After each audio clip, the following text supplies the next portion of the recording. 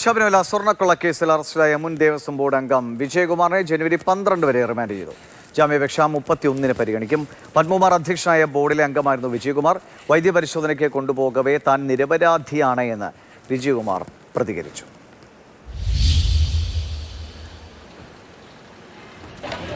അനന്തകൃഷ്ണൻ വിവരങ്ങളുമായിട്ടുണ്ട്. അനന്തൻ, കോടതിയുടെ ഭാഗത്തുനിന്ന് വിമർശനങ്ങളുണ്ടായിട്ട് അധിക ദിവസമായിട്ടില്ല. രണ്ടുപേരെ എന്തുകൊണ്ട് ചോദ്യം ചെയ്ത് അടക്കമുള്ള കാര്യങ്ങളിലേക്ക് പോയില്ല എന്നടക്കം കോടതി സൂചിപ്പിച്ചിരുന്നു. അതിൽ നിന്നൊക്കെ ആ വിമർശനത്തിൽ നിന്നും കൂടി കാര്യങ്ങൾ ഉൾക്കൊണ്ടാണോ പെട്ടെന്ന് ഒരു നടപടിയിലേക്ക് SIT പോയത്? ദിവിഷ ശബരിമല സ്വർണ്ണക്കൊള്ള കേസുമായി ബന്ധപ്പെട്ടിപ്പോൾ അറസ്റ്റിലായിരിക്കുന്ന 2019 ദേവസ്വം ബോർഡ് അംഗം N വിജയകുമാറിനെ റിമാൻഡ് ചെയ്തു. തിരുവനന്തപുരം വിജിലൻസ് കോടതിയിലാണ് വിജയകുമാറിനെ ഹാജരാക്കിയത്.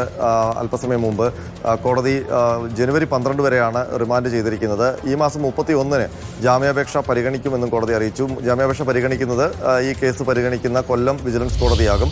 ഏതായാലും ഈ പത്മകുമാർ പ്രസിഡന്റായ ദേവസ്വം ബോർഡിലെ അംഗമായിരുന്നു N വിജയകുമാർ. ദേവസ്വം ബോർഡ് അംഗങ്ങളും ഈ കേസിൽ പ്രതിസ്ഥാനത്ത് ഉണ്ടായിരുന്നു. അതിൽ അംഗങ്ങളെ അറസ്റ്റ് ചെയ്യാത്തതിൽ സംബന്ധിച്ച് ഹൈക്കോടതി രൂക്ഷമായ വിമർശനം ഉന്നയിച്ചിരുന്നു. അതിന് പിന്നാലെയാണ് വിജയകുമാറിനെയും അന്നത്തെ മറ്റൊരു മെമ്പറായിരുന്ന ശങ്കരദാസിനെയും ഒക്കെ നോട്ടീസ് നൽകി ചോദ്യം ചെയ്യാൻ വിളിപ്പിച്ചത്. പക്ഷേ അന്ന് ഹാജരായില്ല. പിന്നീട് ഇന്നിപ്പോൾ വിജയകുമാർ SITയുടെ ഓഫീസിലേക്ക് നേരിട്ട് എത്തുകയായിരുന്നു.